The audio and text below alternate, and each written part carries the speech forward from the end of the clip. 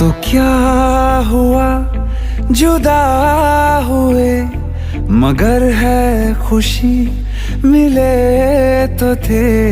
तो क्या हुआ मुड़े रास्ते, कुछ दूर संग चले तो थे। दोबारा मिलेंगे किसी मोड़ पे, जो बाकी है वो बात होगी। ज्या कार्यक्रमामध्ये या जिल्हा परिषद केंद्रीय प्राथमिक शाळा येथून बदलून गेले आणि त्या शाळेत आपलं कर्तृत्व दाखवायला आलेले या शिक्षकांचा निरोप समारंभ आणि स्वागत समारंभ आणि केंद्रातून सेवा निवृत्त झालेले यांचाही सत्कार समारंभ, काही विशेष सत्कार समारंभ आज जिल्हा परिषद केंद्रीय प्राथमिक शाळा दाळिंब यांच्या वतीने आयोजित करण्यात आलेला आहे। या कार्यक्रमासाठी उपस्थित असलेले या गावचे सरपंच सन्माननीय देवकते साहेब, उपसरपंच टिकांबरे साहेब, शाळा व्यवस्थापन समितीचे अध्यक्ष आणि माझ्यासोबत आलेले श्रीमंत जाधव साहेब, व्यासपीठावरील सगळेच मान्यवर आणि प्रिय विद्यार्थी आणि विद्यार्थिनी,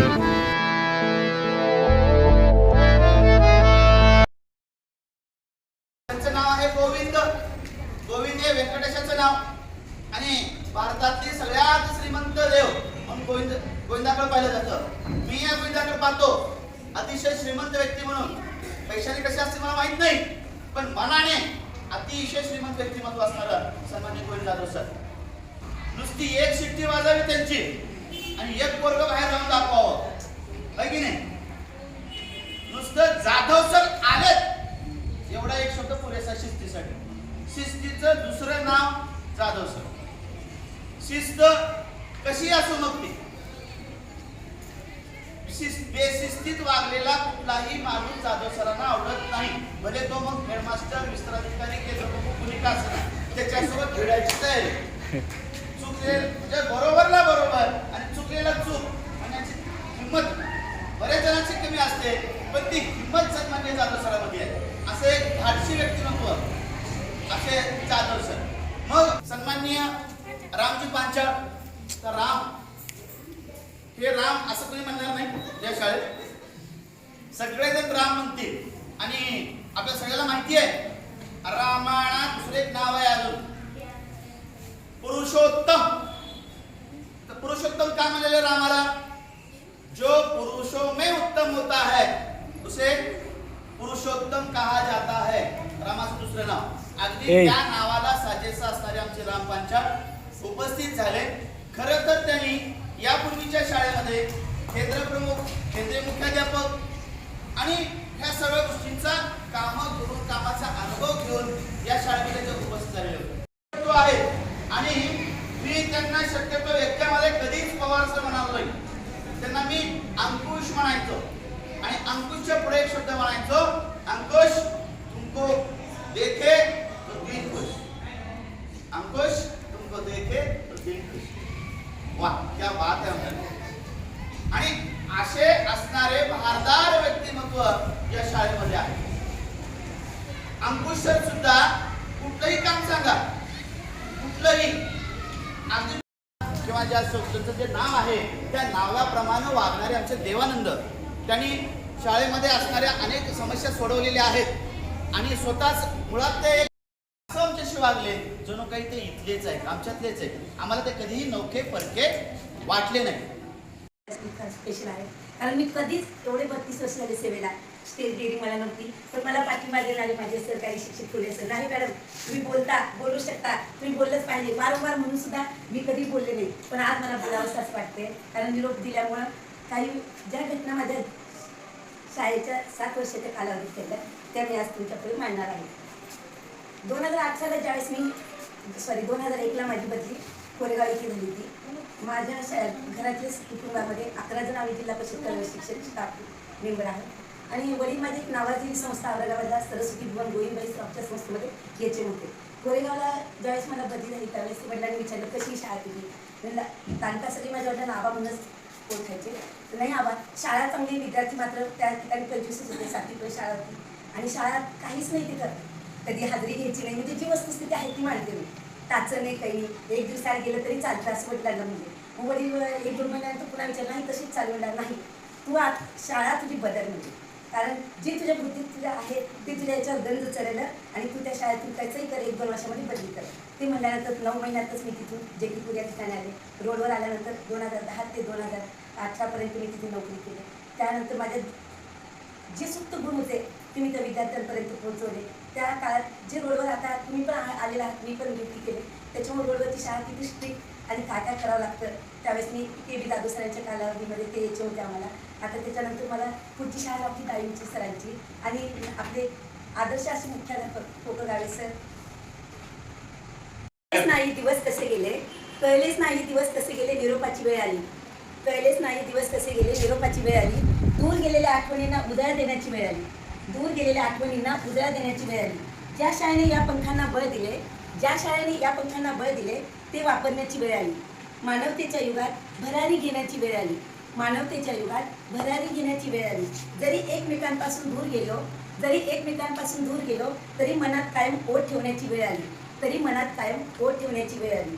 आयुष्याच्या वाटेवर भेटलोच तर, आयुष्याच्या वाटेवर भेटलोच तर रेशीमबंध जपण्याची वेळ आली. रेशीमबंध जपण्याची वेळ आली. ज्या माझ्या सहकार्याने सन्मार्ग दाखवला, ज्या माझ्या सहकार्याने सन्मार्ग दाखवला त्यातून चालण्याची वेळ आली. त्यातून चालण्याची वेळ आली. कठीण प्रसंगातही सकारात्मकतेने पुढे जाण्याची वेळ आली. कठीण प्रसंगातही सकारात्मकतेने पुढे जाण्याची वेळ आली. न बोलताही खूप काही ओळखण्याची जाणण्याची वेळ आली. न बोलताही खूप काही ओळखण्याची जाणण्याची वेळ आली. शेवटी हृदयात सर्व जपून अश्रूंना वाट करून देण्याची वेळ आली. आता मात्र मित्रांनो आकाशात जीव घेण्याची वेळ आली. आम्ही काही मागण्या असतील तर आम्ही गटाने सगळेजण त्यांच्याकडे जायचे. गेल्याबरोबर सर आधी बघायचे नक्की महिला आल्यात म्हणजे काहीतरी मागणी आहे, बघणार आधी बसा म्हणणार खुर्चीवर. बसल्यानंतर मग हळूच कोण प्रमुख हे बोला म्हणणार. बोलल्यानंतर मग जे आहे ते त्यांनी ऐकून घेणार. आधी नाही म्हणणार पण केलेल्या मागण्या मात्र त्यांनी पूर्ण करणार. प्रत्येक वेळेस अनुभवाला सहलीला गेल्यानंतरही सहकारी शिक्षक Pancha sir, Pawar sir, Govind Jadhav sir नको म्हणलं तर नाही मॅडम, लेडीज असल्यामुळे लेडीजसोबत मुलींसोबत लेडीज पाहिजेत म्हणून घेऊन गेले. रायगड किल्ला सर करताना मात्र नको वाटत होतं, पायाचा त्रास होता मला, तरी सुद्धा नाही मॅडम तुम्ही करू शकता म्हणून तरी आम्हाला सगळ्यांना साथ दिली. आम्ही रायगड चढलो. ती रायगड चढायची वेळ म्हणजे आता काय शेवटचीच म्हणून समजणार, कारण यापुढे मी रायगड कधी चढू शकणार नाही. त्यांच्यामुळे मला सगळं लाभलं. एवढे बोलून मी माझे 2 शब्द संपवते. निरोप समारंभाच्या कार्यक्रमाचे अध्यक्ष सन्माननीय मुख्याध्यापक, माझे सर्व जुने सहकारी बंधू भगिनी आणि नवीन सर्व कार्यशाळेचा शिक्षक का. आता तुमच्या मॅडम म्हणल्यासारखं निरोपाचा कार्यक्रम म्हटलं की किती बोलावं किती नाही असं काल पण वाटत होतं. काल संध्याकाळपर्यंत वाटायचं की निरोपाचा कार्यक्रम जवळजवळ महिना झाला बदली झाली. आमची भेट व्हायची साहेबांची, पुढे सरांची, आमची 2-4 दिवसाला भेट व्हायची. पत्ता नाही म्हणणार कार्यक्रम कधी घ्यावा, आम्ही घ्या की म्हणणार सवडीने घ्यावं म्हणायचं कारण होतं की निरोप घेतला की या शाळेची आमची आपली नाळ आहे ती नाळ तुटते. नाही म्हणलं तरी इथलं जे आमचं कुटुंब आहे ते जर कमी होत जाते आणि त्यामुळे आम्ही त्याला टाळायचो. परंतु काल ज्यावेळेला साहेबांनी परवा दिवशी मेसेज टाकले की असं शनिवारी कार्यक्रम घ्यायचाच आहे, त्यावेळेला आम्ही समजून गेलो की आता खरंच आपल्याला शाळेतून निरोप घ्यावा लागणार आहे, त्याला पर्याय नाही आहे. परंतु खरंच निरोप घेताना अतिशय वाईट वाटतंय, कारण जे काही माझे सहकारी होते, मी आता सगळ्यात लहान होतो या ठिकाणी, तरी मला सगळ्यांनी सांभाळून घेतलं. माझ्याकडून काही चुका झाल्या असतील त्या चुकाही त्यांनी मोठ्या मनाने माफ केलेल्या आहेत. तरी सर्वांकडे मी पुन्हा एकदा माफी मागतो काही चुकलं असेल तर. आणि तुमच्या भावी आयुष्यामध्ये तुमच्या नवीन शाळेमध्ये तुम्हाला चांगलं कार्य करण्याचे देव. आता तुम्ही चांगलं कार्य करताच, तुम्हाला सुबुद्धीला म्हणण्याची गरज नाहीये. तुम्ही सगळे वेल एज्युकेटेड वेल टॅलेंटेड आहात, त्यामुळे तुमच्या नवीन शाळेमध्ये तुम्ही तुमची छाप पाडाल अशी मला आशा आहे. आणि संयोजकांनी म्हणण्यापेक्षा आपल्या जुन्या शाळेने आपल्याला बोलून या ठिकाणी सत्कार केला, आपला निरोप केला, त्याबद्दल त्यांचाही आमच्या सगळ्यांच्या वतीनं आभार. आणि पुन्हा अजून तुम्हाला काही कधी अडचण आली, समजा एखाद्या बाबतीत काही अडचणी आल्या तर तुम्ही कुणीही मला किंवा वैयक्तिक आमच्या मित्रांना वगैरे संपर्क करू शकता. आपण जरी बदलून गेलो असलो तरी फोनच्या माध्यमातून आपण या ठिकाणी एकमेकाशी बांधलेलंच राहणार आहोत अशा ठिकाणी ग्वाही देतो आणि माझे 2 शब्द संपवतो. आपल्या तुमच्यामध्ये प्रसन्न असणार एवढं समोरचं घेऊन बोलायला थांबलं तरी म्हणजे मुख्य म्हणलं तर फुर्डे सर आणि कोगळगाव सर आहेत.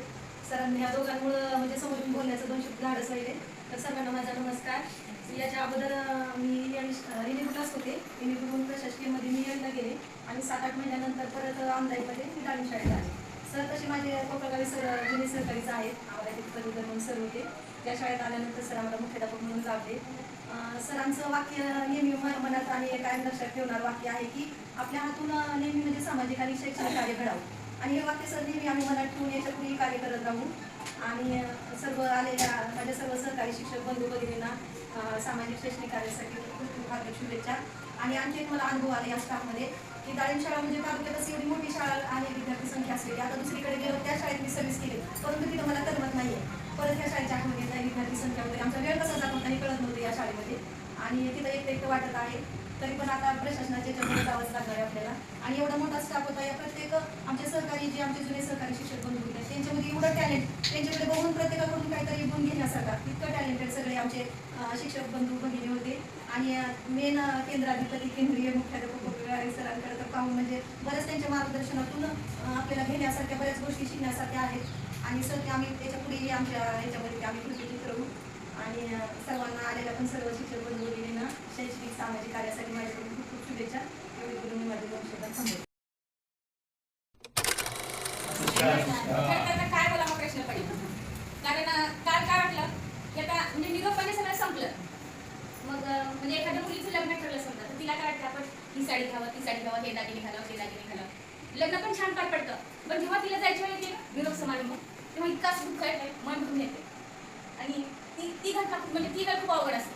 तसं ही आजची वेळ आमच्यासाठी सगळेजण खूप छान सहकार्य केले. खूप सगळ्यांचं सांगायचं म्हणजे हे होते की मला त्यांनी जर रजेसाठी फोन केला त्यांना, तर त्यांनी काय म्हणायचे, रजा नाही मॅडम तुम्हीच मुख्याध्यापक आहे असं म्हणायचे. सांगायचं खूप होतं, पण तर इतकं मी भावूक झाले होता. आणि दुसरं गोष्ट म्हणजे मी सुपरगावच्या शाळेमध्ये 17 सप्टेंबरला खूप छान भाषण केले, कुणामुळे तर पुढे सणांमुळे आणि खूप वगैरे सांगतो. त्यांनी सारखं म्हणायचे, म्हणजे कधीच असं मी भाषण केलं नाही, पण इथं दाळीमध्ये आल्यानंतर मला असं स्टेज कधीच म्हणाला आपण करू शकतो, बोलू शकतो, त्याच्या पुढे घरी आलं. आम्हाला कुणालाच म्हणजे आम्ही 4-5 जणी असं बोलू शकत नव्हतो, इतकं असं कुठं कधीच पुढे गेले. तिथं शास्त्रीनगरच्या दांडेमध्ये असताना पण मी एकटीच लेडीज होते, तिथं पण मी म्हणजे असं तेच बोलू शकत नव्हते. पण जेव्हा मी इथं दाळीमध्ये आले तेव्हा खरंच खूप छान मला सहकार्य मिळालं सगळ्यांचं. आर्थिक व्यवहार किंवा सगळं आर्थिक कसं सांभाळायचं खरंच करायचं खूप छान होतं. त्याच्याकडे खूप असं एक टॅक्ट आहे. परत सहलीला गेलेला अनुभव, सर्व शिक्षकांचा अनुभव मला दाळीमध्येच मिळाला. अशी शाळा परत कधीच मिळणार नाही. ते छान सहकार्य आहे, शाळा पण खूप छान आहे. आणि तुम्हाला इथं काहीच अवघड पडणार नाही. म्हणजे तुम्हाला वाटतं ना दाळी कसं आहे की काय होते की पालक पण तुमच्यापर्यंत कधीच येणार नाही. आणि जरी आले तरी कोकणाला सर त्यांना फेस करू शकतो. त्यांनी कधीच आपल्यापर्यंत येऊ देत नाही पालकाला. इतकी छान शाळा आहे आणि तुम्ही छान काम करू शकता. सुपरगावची शाळा पण मला तितकी छान वाटली बरं का. तिथे पण विद्यार्थी छान आहेत, शाळा पण छान आहे.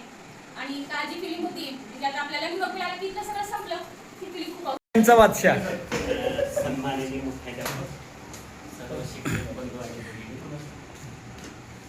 या निरोप समारंभाच्या कार्यक्रमानिमित्त मला तरी बोलण्याचं म्हणजे काही नव्हतं, परंतु जाधव सर ते बळ देऊलेले म्हणून थांबलो.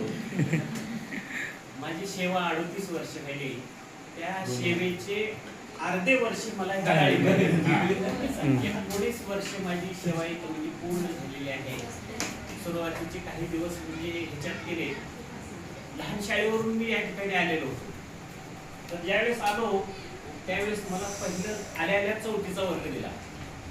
लहान शाळेवर असताना घटक नियोजन, वार्षिक नियोजन असं करणं किंवा लावणं मला माहिती नव्हतं.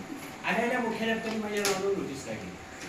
15 दिवसाच्या आत तुम्ही ते घटक नियोजन आणि वार्षिक नियोजन आणून मला ऑफिसमध्ये दाखवायचं. म्हणजे त्यावेळेस 22चा स्टॉप होता आणि मुख्याध्यापक स्ट्रिक्ट होते. आता जर आम्हाला चहा बाहेर जायचं असेल तर मुख्याध्यापकाला त्यावेळेस विचारून जावं लागलं.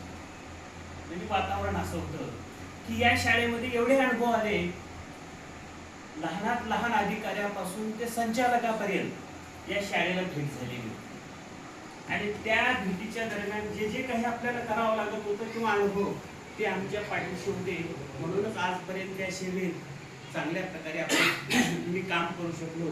आणि ते अनुभव विद्यार्थ्याचे, गावकऱ्याचे एवढे म्हणजे प्रेमळ संबंध होते की या ठिकाणी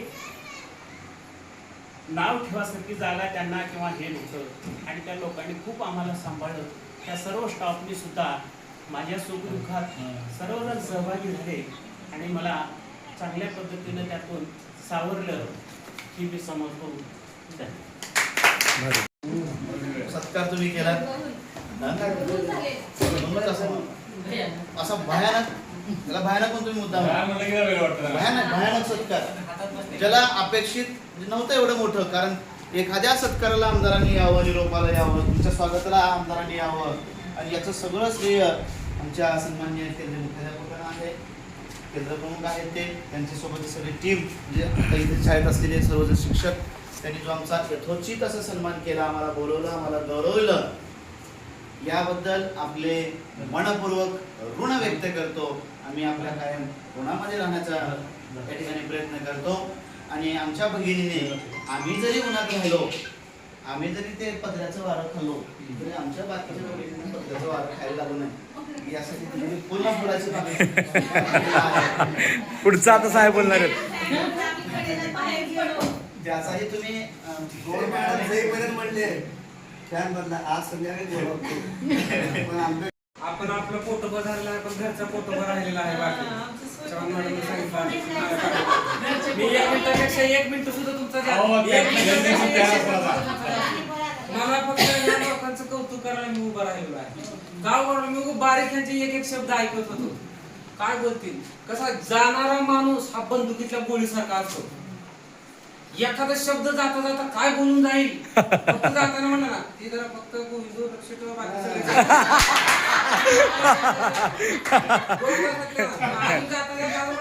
सगळे चांगले ती फक्त पवार टाइमवर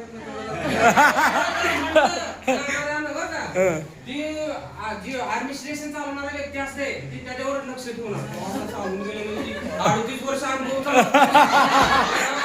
त्याच्यावर बारीक लक्ष ठेवणार म्हणून जाणार. पण या माझ्या सगळ्या स्टाफ मला 2-3 दिवस करमलं का नाही, यांनी मग घेऊन निघून गेले. पण एकदम म्हणजे घरातलं कोणतरी माणूस मेल्यावर शांतता असते तशी माझ्या रूम मध्ये शांतता होती. माझं पहिलं लव तुटल्यावर सुद्धा मला एवढं कधी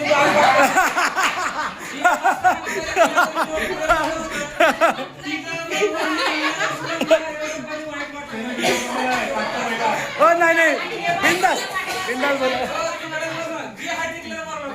पण ही स्टाफ माझं बदली झाले, ह्यांनी सगळे खुश होते.